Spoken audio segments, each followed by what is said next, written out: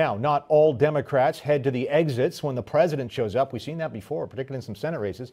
But Senate hopeful and current Congressman Gary Peters joined Obama today at the University of Michigan. The president was there to push for a minimum wage hike, and Peters was there to boost his profile. In fact, he's the first Senate candidate to appear with the unpopular president in front of voters so far this midterm year. Our chief Washington correspondent Jessica Murphy tells us why Democrats are staying away from the president.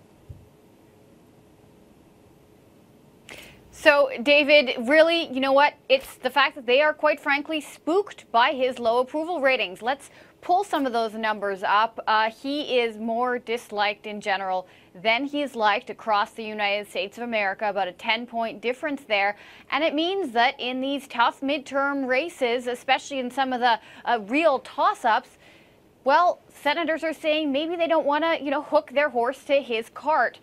So if you look at the senators who've openly either said they don't want him on the campaign trail or that, quite frankly, they disagree with some of his policies, it's a laundry list of these big toss-up races. We're talking about Louisiana race, Mary Landrieu, one of the most exciting races going on right now in this midterm campaign. We're talking Mark Pryor, Senator. All of these are Democrats from Arkansas. Alaska's Mark Begich. Some of the candidates, including candidate Natalie Tennant in West Virginia. All of them have distanced themselves both from the president and their policies. Other senators or candidates running for the Senate are maybe just saying, if he doesn't show up to campaign, well, I'm not going to call him on the phone. A little bit more of a softer tone, but we're seeing that again. North Carolina Senator Kay Hagan. Obama showed up earlier this year in North Carolina. She was busy in Washington that day. We are seeing in Kentucky another really interesting race, likely Democrat candidate Allison Lundergan Grimes going against no one else but Mitch McConnell, that powerful Republican senator in that race. She also wouldn't answer when she was asked by media whether or not she wanted Obama on the campaign. So we're really seeing them move away from Obama in these races. In fact, the president, David, is well aware of this. He even said last February in a powwow with Democrats, with his caucus, saying, look, if you don't want me on the campaign trail, I'm not going to take it personally.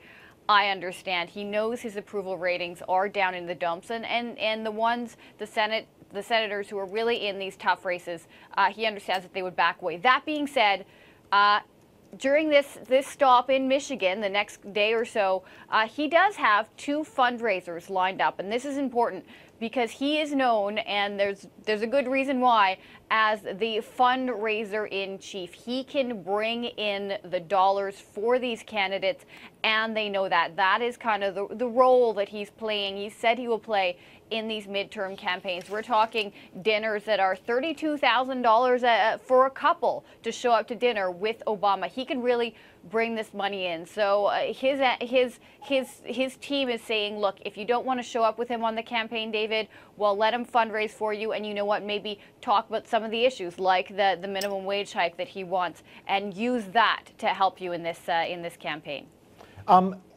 We've seen Obama do, these talk shows in between ferns, or I'm growing a fern in my head, or whatever the heck the show is called with that comedian. He's reaching out, trying to sell Obamacare.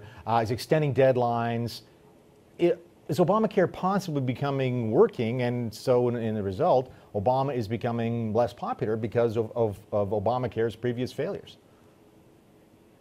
Well, this will be something that's really interesting to watch, because we saw yesterday, it was the deadline, March 31st was the deadline to sign up for Obamacare through the website. And hey, guess what? The administration met their target. And this was something that they didn't think, they even didn't inside the administration think they were necessarily going to make the $7.1 million target. So they're doing a victory lap, and the Republicans have been hitting them for months over Obamacare, that it's a failure.